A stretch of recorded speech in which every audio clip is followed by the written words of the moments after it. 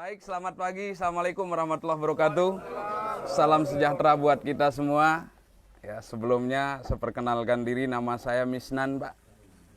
Asli Lombok. Nah, asli Lombok, cuman sekarang di sini baru, Pak. Baru 10 tahun. Ya, baru 10 tahun. Ya, dari Lombok Barat, Pak, saya.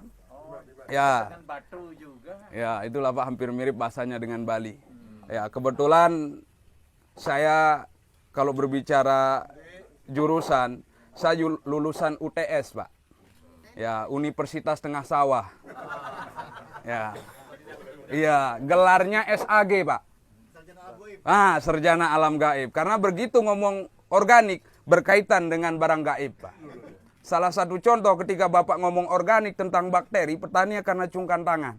Pak, rupanya bakteri seperti apa? Gimana kita bisa menjawabnya, Pak? Nah, sehingga kami bilang ke petani, Bapak untuk menjawab gimana rupa bakteri, tumpukan aja jerami di pematang sawah. Jangan disentuh tangan selama 3 bulan, apa yang terjadi? Kata petani, hancur, Pak, jadi tanah. Nah, itulah pekerjaannya bakteri. Orangnya tidak nampak, tapi hasil kerjanya nampak. Nah, makanya petani bilang, Pak, kita sebut aja lah makhluk halus. Selesai oleh petani makhluk halus. Ya. Baik, Pak, sekarang kita akan berbicara organik. Tentunya ke petani. Bapak mau jadi pelopor organik ke petani. Sebelum kita mengarah ke organik, saya mau tanya ke Bapak. Bapak nanti mau ke ini petani. Dan kenapa di Indonesia kok dinamakan petani, Pak? Saya tanya, kenapa di Indonesia dinamakan petani? Karena bukan TNI. Selain itu? Ya. Jadi ini yang perlu kita tanamkan ke petani. Ya. Pengusaha, Pak, ya. Jadi versi kami, kenapa di Indonesia dinamakan petani? Sejalan dengan organik. Petani itu pengelola tanah air negara Indonesia. Ya.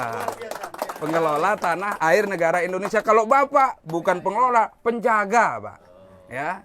Itu, Pak, ya. Nah, sehingga petani bisa disebut tulang punggung bangsa. Karena apa? Kalau petani mogok nyawa satu musim tanam, kelaparan kita, Pak. Ya. Impor dari Vietnam, Pak. Baik, untuk berbicara organik, ada yang tahu organik itu apa sebelumnya, Pak?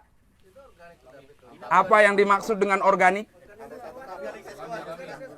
Apa yang dimaksud dulu dengan organik? Karena nanti akan ditanya oleh petani. Akan hancur oleh tanah. Akan hancur oleh tanah. Selain itu? Ya, jadi Bapak nanti nyuruh petani bikin kompos, menggunakan kompos ke sawah, petani akan nanya, Pak, manfaat kompos untuk apa?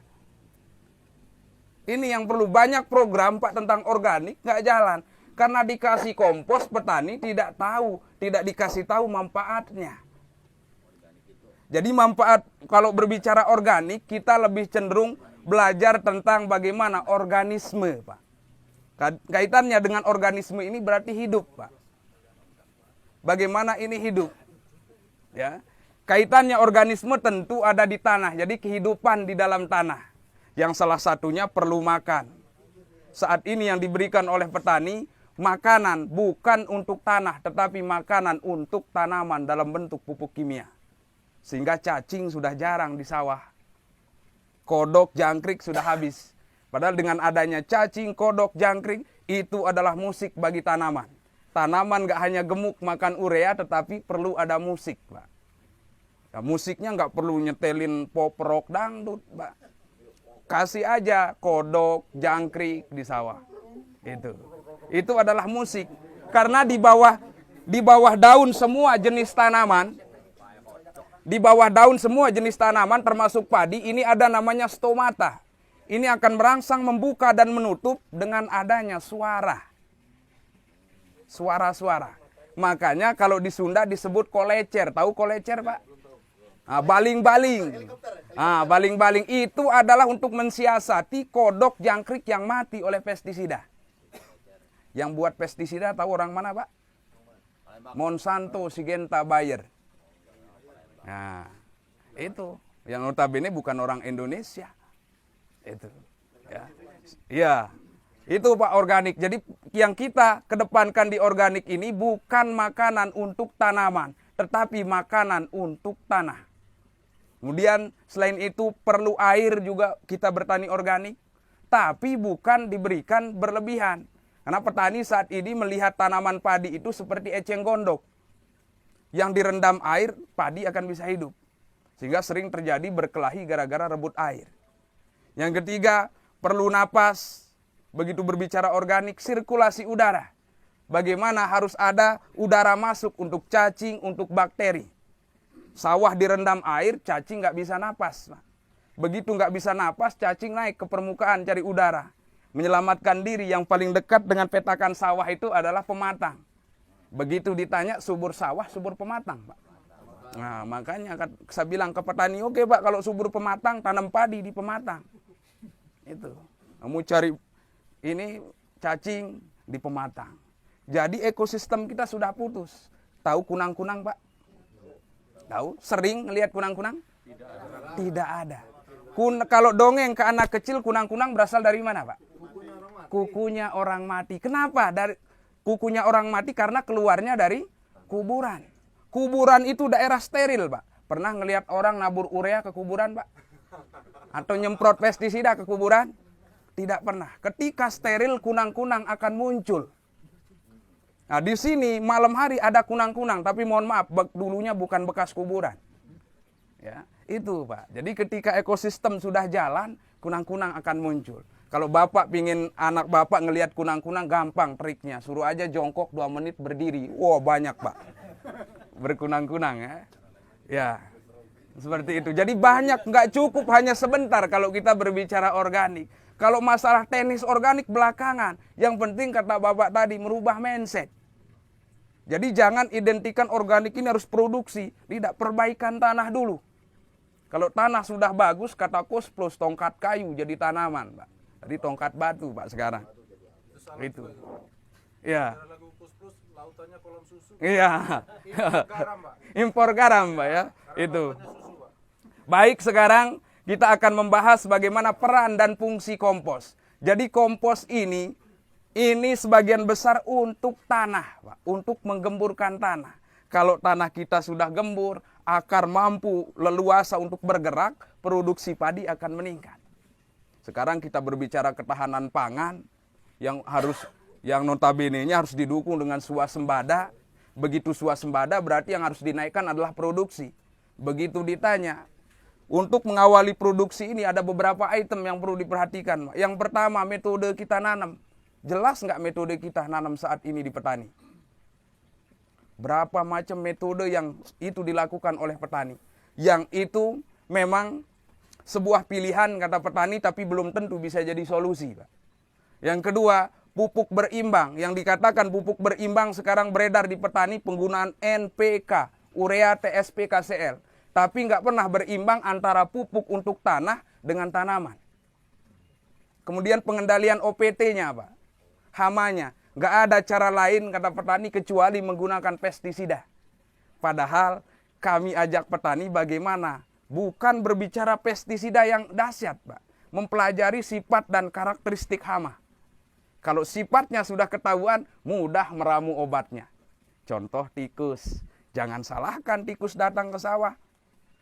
Ya, tikus itu binatang pengerat. Nah, nanti kita dongeng tikus kalau Bapak sudah ngantuk. Tapi kalau belum ngantuk, nggak keluar dongeng tikus, Pak. Ya, itu jadi bagaimana penerapan metode yang benar, pupuk berimbang, kemudian pengendalian OPT. Indonesia termasuk negara agraris dan petaninya sudah dinobatkan menjadi petani paling sakti di dunia. Kenapa, Pak? Orang luar negeri tahu yang disemprot racun, yang kelihatan mata doang, Pak, pakai kacamata, semua helm segala macam nyemprot. Di kita, karena sakti, nggak pakai masker, lengan pendek, nyemprot sambil ngerokok. Begitu selesai nyemprot, mual-mual. Kenapa, Pak? Belum sarapan, nyender di pematang lewat. Nggak pernah diekspos, Pak. Takut sawah dimakan tikus, pageri dengan listrik, Pak. Begitu lupa matiin, sebelum tikus kena yang punya sawah dulu kena. Hebat, Pak. Ya. Baik, Pak. Kita lanjut. Sekarang manfaat menggunakan kompos. ini gerbang menuju organik, perbaikan sifat fisik tanah. Kita akan mengawali dengan uji daya kapiler. Ini kita mendatangkan alat dari Prancis, Pak. Mereknya Danone. Danone itu Aqua, Pak, Prancis. Ya. Ini alatnya, ini simulasi sepetak sawah yang menggunakan bahan organik. Ya. Kemudian ini anggap simulasi sepetak sawah yang tidak menggunakan bahan organik. Nah, bahan organik itu bisa kompos, bisa kohe, Pak. Ya, jadi globalnya itu disebut bahan organik, bisa kompos, bisa kohe, kotoran hewan. Nah, ini dilubangi, Pak. Dilubangi, mudah sekali bikinnya. Ya, dilubangi dengan alat pemanas. Ya. Nah, ini adalah uji daya kapiler. Kenapa pentingnya daya kapiler? Ini untuk menjawab lahan-lahan petani ketika musim kemarau suka belah-belah. Retak-retak. Nah, ini. Nah, itu, Pak. Ini jawabannya. Kita mustahil bisa mendapatkan produksi tinggi atau ketahanan pangan kalau sawah kita masih belah-belah. Tetap aja 3 ton, Pak. Sehingga muncul varietas baru keluaran pemerintah. Varietas beras baru. Tahu, Pak? Varietas beras Raskin. Ya. Ya. Nah, nanti ke depannya bukan Raskin, Pak, beras sehat. Nah, apalagi didukung dengan Bapak dari TNI. Wah. Iya, semalam begitu Bapak nyampe, mana Bapak TNI-nya? Saya bilang, begitu tadi, wah serem-serem. Saya bilang, ini yang saya temuin semalam, saya bilang. Hebat banget, Pak, iya.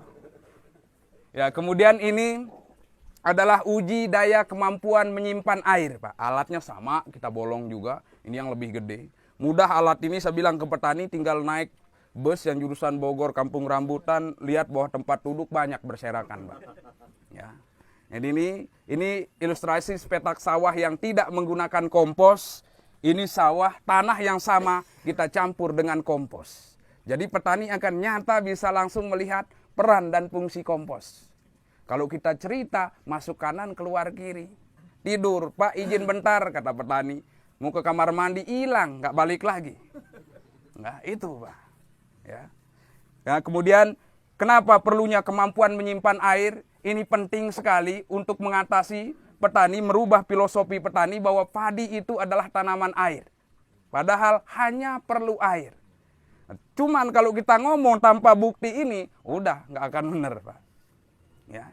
Jadi nanti bagaimana sawah kita kering, tetapi petani akan nyenyak tidurnya.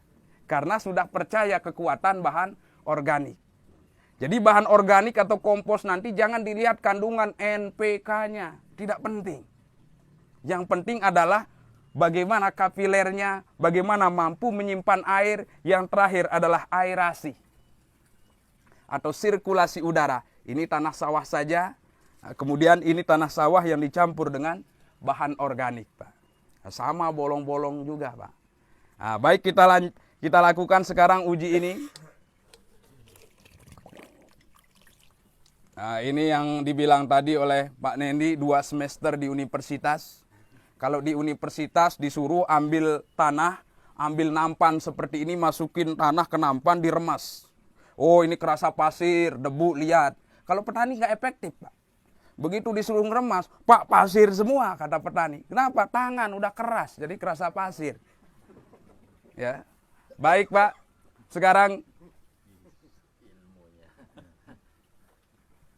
Sekarang kita akan masukkan air di sini. Di mangkok ini, ada yang mau maju, Pak, sambil mungkin dipoto? Ya. Kalau ngomong dipoto, pasti langsung maju, Pak. Pak, tumpahkan ke sini aja, Pak. Ini ke sini, Pak. Ya, ini ke sini, Pak. Nah. Tumpahkan ke mangkok. 1, 2, 3, Pak. Hingga tetes terakhir. Jangan ragu-ragu. Nah, tenang, Bapak-bapak akan kebagian. Kalau yang kebagian SRI, Pak. Sabar, ridho, ikhlas. Nah, baik, Pak. Terima kasih. Silahkan duduk kembali. Ya, ini tanah biasa, tanah sawah yang puluhan tahun dan tiap waktu menggunakan pupuk kimia, NPK, dan pestisida sintetis. Kemudian tanah yang sama kita akan kasih dengan bahan organik. Karena nanti di petani akan muncul pertanyaan, Pak, perlu berapa musim untuk langsung bisa organik? Ini jawabannya, Pak. Ya. Jadi nanti bagaimana pergerakan air, resapan air dari bawah ke atas, Pak. Nah, seperti ini, Pak. Dengan adanya bolongan kan kelihatan, Pak. Kalau nggak dibolongin dijamin sampai bulan depan nggak akan naik airnya, Pak. Ya. Wah, itu, Pak. Ya. Sampai monyet pakai batu ali juga katanya, Pak, kan tadi, ya. Baik, Pak. Ya, jadi ini simulasi sepetak sawah yang tidak menggunakan kompos, ini yang menggunakan kompos. Nah, ini air ini kalau kita musim hujan seperti saat ini, kita buat lubang di tengah sawah akan ketemu air bawah tanah. Ini ilustrasi air bawah tanah, Pak. Tapi begitu musim kemarau, kita buat lubang di tengah sawah sampai sedalam 1 meter, nggak ada air. Begitu nggak ada air, indikator di atas belah-belah. Yang jadi pertanyaan bagi petani, kemana perginya air itu sehingga sawah kita belah-belah. Nah, sekarang pertanyaannya kemana pergi airnya, Pak? Apakah ke bawah, ke pinggir, atau ke atas? Kalau melihat seperti ini berarti naik ke atas atau menguap. Ya. Berarti kalau menguap naik airnya sampai di sini basah, kemudian akan ke atas. Itu sama dengan membuang air. Yang diinginkan oleh petani, airnya yang disimpan di bawah tidak basah sampai permukaan. Kira-kira kalau air naik dari bawah ke atas, ini lewat apa, Pak? Pori-pori tanah. Yang jadi pertanyaan saya, banyak pori atau sedikit pori yang membuat air dari bawah cepat naik, Pak? Ya? Banyak pori. Berarti kalau banyak pori, air dari bawah ke atas cepat naik. Kalau banyak pori, tanah kita padat atau gembur, Pak? Gembur. Berarti dengan banyak pori, tanah kita gembur, air akan cepat naik ke atas. Berarti kalau cepat naik ke atas, cepat juga sampai permukaan. Membuang air. Jadi kalau gitu, kalau sedikit pori, padat atau gembur, Pak? Padat. Baik, kita lihat ilustrasi sedikit, Pak. Anggap ini adalah sumur. Ya, sumur kalau kita naikkan airnya ditimba pegel, Pak. Sekarang keluar mesin air. Mesin juga harus dengan bantuan pipa, Pak, paralon. Paralon, anggap spidol ini adalah paralon bawah. Sini mesinnya.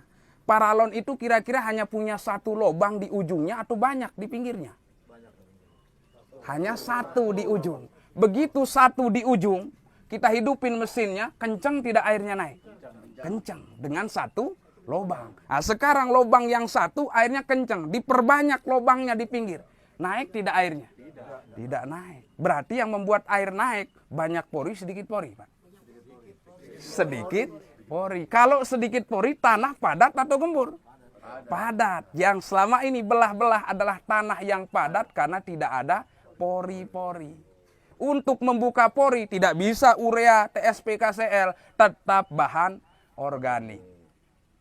Itu, Pak. Sekarang urea ada yang palsu, NPK palsu. Pernah nggak ngedengar kotoran sapi palsu, Pak? Tidak. Nah itu, jadi menghindari yang palsu.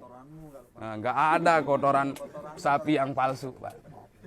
Nah, kemudian di sini air naik ke atas, Pak. Ya, begitu air naik ke atas, ya seperti ini. Apakah hanya air saja yang naik ke atas? Mungkin Bapak kalau melihat di sawah tergenang, suka ada yang seperti warnanya seperti kalau minyak ditumpahin di air, Pak. Suka ada seperti merah. Ya, itu kira-kira apa itu, Pak? Ya, itu adalah zat besi. Ya, zat besi. Zat besi ini makanan untuk tanaman. Cuman diambilnya hanya sedikit. Maaf, contoh kita, Pak. Begitu makan perlu nasi kan 1 piring. Perlu setiap hari wajib ada garam, Pak. Apakah begitu makan nasi 1 piring, garam 1 piring, Pak? Tidak. Ya, nasi 1 piring, garam seujung sendok, Pak. Enak makan. Tapi sekarang dibalik, garamnya 1 piring, nasinya seujung sendok. Yang terjadi, Pak? Ah, itu banyak padi kita setruk, cuman petani tidak tahu itu padi lagi ngomong. Jadi keracunan logam berat. Kenapa? Air naik ke atas, Pak. Air naik ke atas, logam berat pun naik. Tes. Oh, perlu deket, Pak. Ya. Nah, suara saya udah kencang, Pak. Biasa neriakin burung di sawah, Pak. Itu, Pak. Jadi banyak kelebihan menggunakan kompos. Ya. Begitu air naik, logam berat ikut naik. Sehingga tanaman begitu kurang pupuk, kurang NPK, logam berat yang diserap. Daun tanaman berdampak. Produksi nggak bakalan bagus. Yang ada daun hijau, buahnya kosong semua. Itu. Nah, tetapi setelah dikasih bahan organik, bagaimana air akan cepat juga naik ke atas tetapi tidak sampai permukaan. Bahan organik ini seperti busa, Pak. Begitu dilepas di air, dia cepat nyedot air. Tetapi kalau sudah titik jenuh, dia akan berhenti. Di ini manfaat menggunakan kompos, membuka pori-pori tanah. Kalau tanah sudah banyak pori, itu yang disebut tanah kita gembur. Kalau tanah gembur, apapun pupuknya, produksi. Tinggal tanah yang kontrak ke kita. Pak, mau berapa ton, kata tanah. Kalau sekarang kita yang kontrak dengan tanah. Ya. Baik, selanjutnya adalah uji kemampuan menyimpan air. Nah, kita singkat saja, Pak. Dapat instruksi barusan harus singkat. Kalau bisa 5 menit.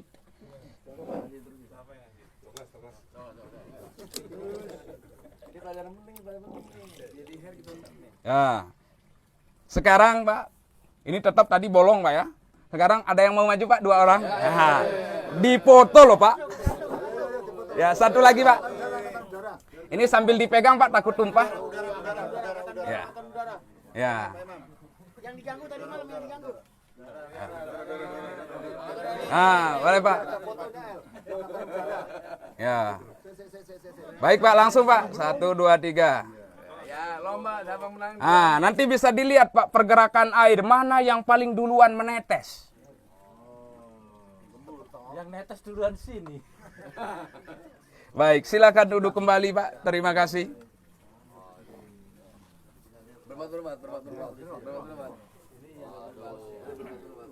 Nah, jadi bagaimana pentingnya bahan organik membuka pori, air dari bawah lambat ke atas, air dari atas kita lihat. Apakah akan lambat atau cepat? Akan cepat. Ya, ini dengan gravitasi. Kita lihat mana yang paling duluan untuk menetes. Nah, yang kita tumpahkan tadi 500, apakah yang turun 500 atau setengahnya? Ya. Ini dengan sudah menetes, Pak. Lebih cepat. Sehingga tidak menimbulkan genangan di sawah walaupun hujan besar, ya, atau irigasi berlebih, banjirnya sebentar. Ya, makanya Jakarta kalau pingin nggak banjir, taburin kompos, Pak. Jalan tol lubah jadi kompos, Pak. Ya. Dulu yang nyeting Jakarta itu nggak pengalaman, Pak. Jakarta itu cocoknya jadi sawah, Pak. Kan mudah ngirigasikan dari Bogor, kan, Pak? Itu. Iya. Makanya kan sekarang ada program biopori, Pak. Buat lobang, dikasih sampah-sampah. Cuman volume debit air sekian ribu liter, hanya bioporinya hanya 2. Nggak muat nampung, Pak. Tulisannya ke sini. Masukkan ke sini. Praktek di satuan itu. Ya, nanti ada videonya, Pak. Oh, videonya. Iya. Ada videonya, Pak.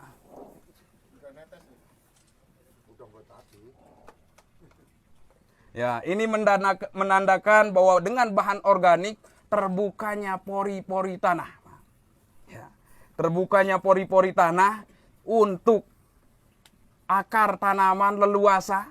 Ya, kemudian bahan organik ini juga bukan hanya untuk tanah, untuk makanan cacing dan mikroorganisme atau bakteri. Cacing ini, Pak, makhluk paling mulia. 24 jam kerja nggak pernah minta honor. Ya, jangan dibunuh, Pak. Kalau banyak sawah banyak cacing di sawah, Pak, itu kita tidak perlu khawatir naburkan pupuk SP36 yang ada di toko, karena kotoran cacing itu mengandung SP36 alami. Itu udah lengkap disiapkan oleh alam, Pak. Iya. Jadi seperti itu, Pak. Nah, ini beda dengan ini, sawah ini yang tergenang seperti ini, Pak. Petani kita nyenyak tidurnya kalau melihat sawahnya terendam air. Ya, begitu petani ngelihat seperti ini, wah, nyenyak tidurnya. Dan ini nggak akan berkelahi gara-gara rebut air, petani kita nyenyak tidur. Sekarang kan sensitif masalah air, Pak. Begitu sawah petani kering, jam 2 malam keluar bawa golok. Begitu air nggak dapat, saling bacok di sawah, Pak. Karena menganggap padi itu eceng gondok yang hanya bisa hidup kalau direndam air. Padahal hanya perlu air. Seperti itu. Ini tanah kita padat. Padatnya tanah kita bukan hanya dari penggunaan pupuk kimia. Terus-menerus digenang seperti ini, air punya berat, Pak. Sehingga menekan tanah jadi tambah ke bawah, Pak. Akar berada di sini. Begitu digenang, apakah tidak busuk akar tanaman? Busuk. Tanaman makan 85% lewat akar. Ketika akar busuk, nggak bakalan benar produksinya. Ya, seperti itu. Kemudian petani tabur urea, Pak. Wah, nggak usah pakai ini, Pak ya. Nah, kita matiin aja, Pak. Kemudian jelas kan, Pak, suara saya kenceng? Ya. Nah, petani sekarang tabur urea, Pak. Urea itu harus sepaket dengan air. Karena kalau tabur urea nggak ada air, percuma. Sehingga petani menggenang sawah tabur urea. Nah, kondisi musim habis ditabur urea, air yang campur urea menggenang. Lambat turun ke daerah akar. Ada panas, menguap. Jadi gas metan, Indonesia dapat juara ketiga. Penyumbang emisi gas rumah kaca. Hasil akhir daripada urea, CONH2 2 kali itu CH4, Pak. Menguap. Dari Sabang sampai Merauke, petani tabur urea, menguap metannya. Belum lagi dari pesta bakar jerami sehabis panen. Melebihi kebakaran hutan gambut, Pak. Jerami sekarang petani panen padi 5 ton. Jeraminya 2 kali lipat, Pak. 10 ton. 10 ton dibakar sama 5 ton dibawa pulang. Diganti, disuruh ganti dengan 300 kg urea. Sebanding tidak, Pak? Tidak sebanding 15 ton dengan 300 kilo. Tapi kalau 10 ton jerami dibikin kompos, dapat 7 ton kompos. Tidak perlu beli. Hanya dari jerami saja. Nggak perlu cari yang lain, cukup dari jerami saja. Nggak perlu harus ada kotoran ternak. Buat kompos kalau ada boleh, kalau nggak ada, nggak usah. Pak, yang paling bagus kotoran kelelawar, kata petani, kalau ada. Yang paling bagus, Pak, kotoran kambing, kalau ada. Saya bilang yang paling bagus adalah kotoran onta, saya bilang, Pak. Nah, jauh di Arab, Pak. Apa bedanya jauh di Arab dengan nggak punya? Ya. Nah ini, Pak. Kemudian begitu petani mupuk, air menggenang seperti ini, urea larut dengan air, kondisi bukan panas, hujan datang.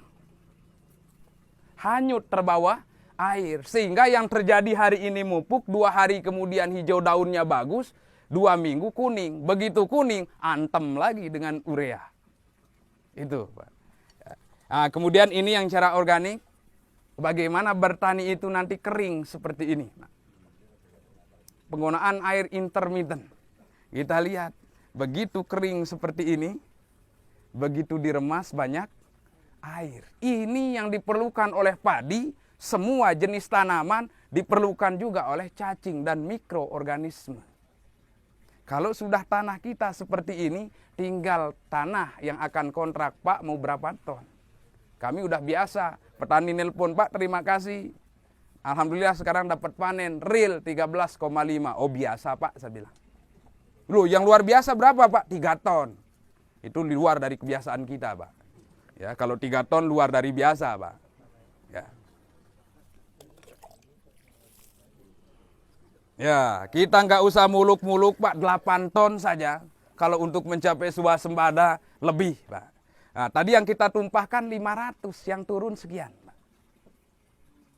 Tadi penuh ini, Pak, yang ditumpahkan, yang turun sekian. Sisanya disimpan di dalam tanah. Warna air yang kita tumpahkan bening, sekarang berubah jadi coklat. Ini ada kandungan nutrisi untuk tanaman, Pak. Nah, nutrisinya untuk tanaman sedikit dikompos, betul, tapi pengaruhnya yang besar. Itu, Pak. Ya. Ini nanti bercerita tentang organik, manfaatnya ini untuk kesuburan tanah. Kalau untuk tanaman baru ke pupuk cair, Pak, nanti. Ya. Nah, kemudian selanjutnya ini adalah aerasi, Pak, sirkulasi udara.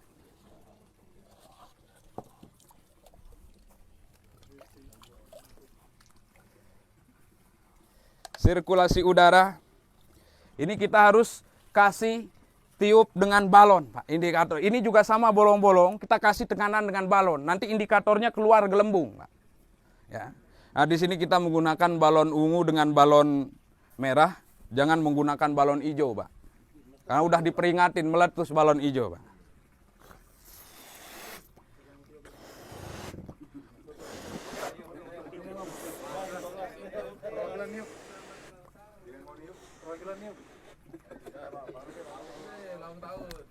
Nah, cukup, Pak. Ya. Ini tanah sawah saja.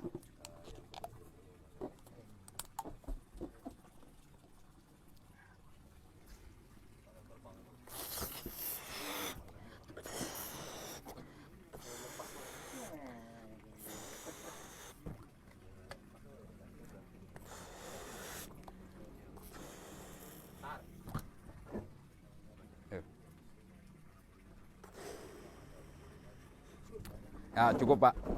Nah, kita lihat ini tidak ada gelembung.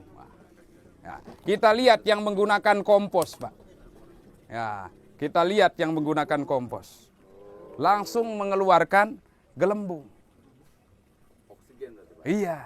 Jadi ini yang dengan oksigennya, sirkulasi udaranya lancar di dalam tanah, cacing akan bertambah banyak. Bakteri akan hidup. Jadi banyak cacing, banyak makanan. Ya. Seperti itu, Pak. Ini yang disebut tanah kita lagi sakit, tidak ada gelembung, Pak. Lagi asma. Kalau seperti ini kita berbicara ketahanan pangan, nggak akan mungkin bisa dicapai, Pak. Ya. Ini, Pak. Kalau ini tanah seperti ini kita ngomong, kita harus waspada sampai kapanpun.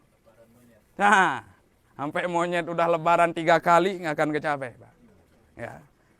Tapi kalau seperti ini tanah kita, ya, pupuk apapun walaupun buatan kita sendiri akan bagus, Pak. Mari kita menyehatkan tanah. Luar biasa. Tapi ingat, Pak, kita berorganik siap-siap disebut orang gila.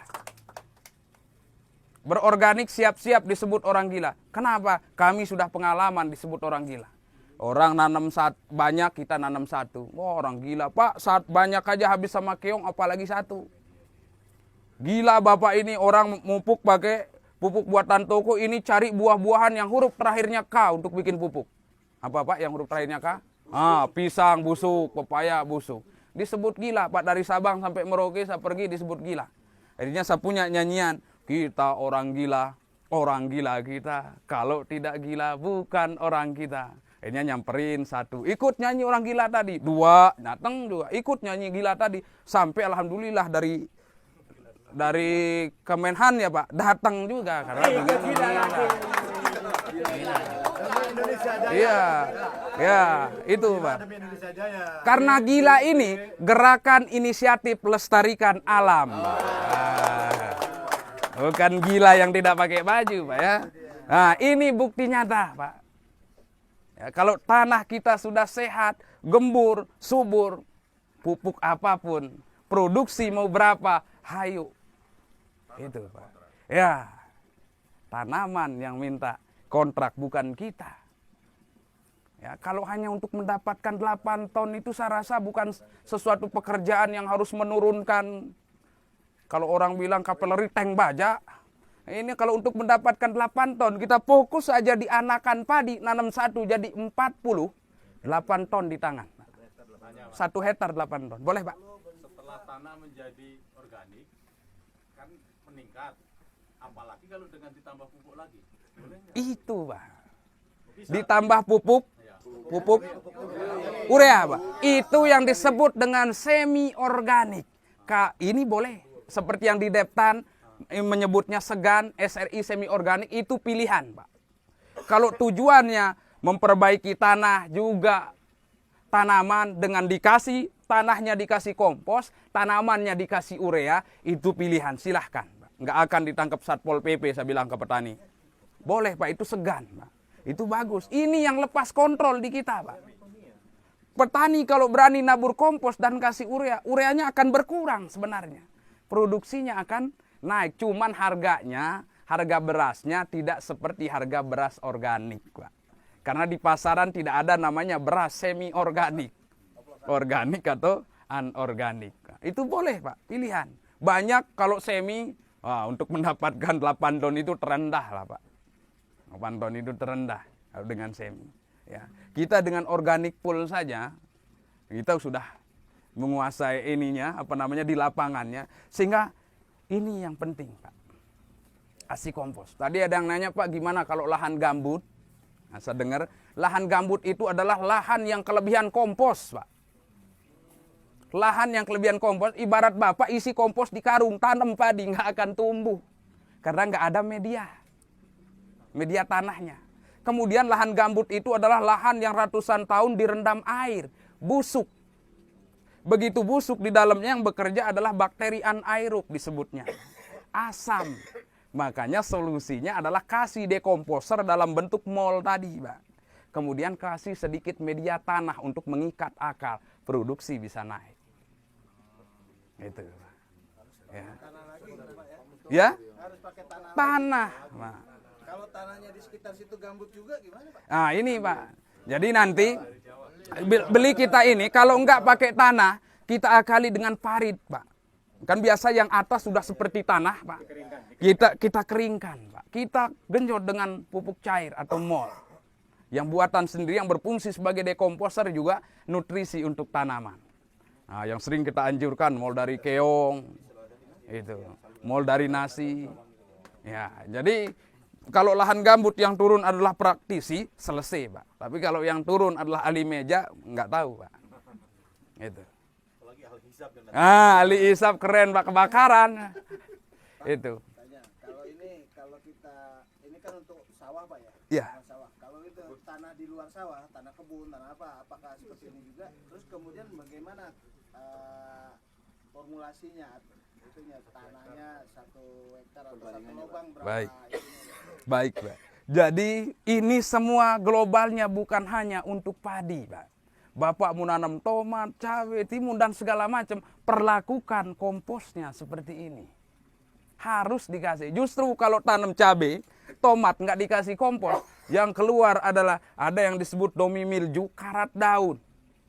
Kemudian yang disebut dengan layu fusarium atau layu bakteri. Pagi seger, siang layu, sore seger, 3 hari kemudian 1 hektar habis, Pak. Kalau penyakit tidak ada pilihan lain kecuali tanah. Beda dengan hama. Itu, Pak. Harus dari tanah dulu. Untuk dosisnya kompos ini saka, Pak. Dosis kompos itu berapa ton per hektar saka? Sakarepnya. Lebih banyak, lebih bagus, Pak. Anjuran kita 1 meter persegi 1 kilo. Kalau berbicara 10.000 meter persegi 10 ton, Pak. Orang Jepang kenapa bagus? Dia menggunakan 4 kilo per meter persegi. Kalau kali 10.000 meter persegi 40 ton. Makanya dia ketawa ngelihat kita hanya 7 ton, Pak. Jepang kan bahan baku kurang, di kita yang melimpah ruah hanya 7 ton, ketawa mereka. Itu. Mungkin ada pertanyaan lagi, Pak? Pak, melanjutkan, Pak, ya. Kalau kita punya lahan umpamanya 1 hektar loh, umpamanya. Kan kita tanam tapi bukan ini, pohon buah umpamanya. Iya. Apakah hanya di sekitar lubang yang akan kita tanami saja dikasihkan kompos itu? Nah, kalau kita hanya tanami yang di sekitar lubang itu saja, berarti kan sekitarnya enggak itu, Pak. Betul. Jarak antara pohon buah tuh mungkin kita anggaplah 5 atau 6 meter gitu, Pak. Itu gimana, Pak? Lebih bagusnya ditebar semua. Karena kalau Bapak tanaman buah ditaruh di situ, akar itu manja. Udah ada di situ nggak akan berkembang. Tapi kalau semakin lebar, akar itu akan mencari. Terus sehingga pertumbuhannya semakin bagus. Ya kecuali yang dicor, yang ditabu lampot, itu beda, Pak. Kalau yang di lapangan atau di lahan, tabur saja, Pak. Atau di lahan nggak mau bikin kompos, rumput-rumputnya masukin ke situ. Kasih semprot pupuk organik cair yang bersifat sebagai dekomposer, nanti akan hancur sendiri di situ. Ini boleh, Pak. Ya. Sekarang kalau mau menyuburkan tanah yang kita pot di polybag, itu Berapa tahun sekali? Nah, untuk di pot atau polybag, jadi setelah masuk tanah dengan kompos, usahakan dikasih lagi per 3 bulan atau 2 bulan sekali kasih. 2-3 genggam komposnya Pak. Aduk-aduk, kemudian pupuk cairnya kasih boleh 5 hari sekali, 7 hari sekali atau 10 hari sekali. Ya. Jadi untuk medianya itu akan ini Pak, akan terus habis nanti komposnya, begitu dalam waktu 2 bulan atau 3 bulan kasih lagi 2-3 genggam atau 1 kilo. Itu pertumbuhannya akan tetap buah itu. Ya. Seperti itu Pak. Mungkin ada lagi Pak? Kalau tidak ada kira-kira sudah ini Pak? Nah. Ya, jadi ini yang disebut tanah kita sakit, makanya belajarlah tanah kita sakit. Ini kondisinya Pak. Tidak bisa keluar udara, mustahil cacing bisa hidup. Kalau cacing nggak bisa hidup, padat yang terjadi. Udara tidak bisa masuk Pak. Ini ekologi tanah, Pak. Gerbang menuju organik. Kenapa disebut ekologi? Ekologi tanah atau rumah tangga tanah. Ibarat kita rumah yang bagus tentu yang memiliki ruang-ruang, Pak. Kalau rumah hanya 1 kamar kan gudang disebutnya, Pak. Ya. Rumah yang bagus selain memiliki ruang, ada makanan. Penghuni rumah akan betah di dalam rumah. Rumahnya bagus, ruangnya bagus, makanan banyak, tapi jangan kasih jendela. Pengap keluar, sehingga ruangannya bagus, makanan ada, jendelanya pun ada, enak di rumah Pak. Ya, cacing pun akan betah, akar tanaman semakin bagus Pak.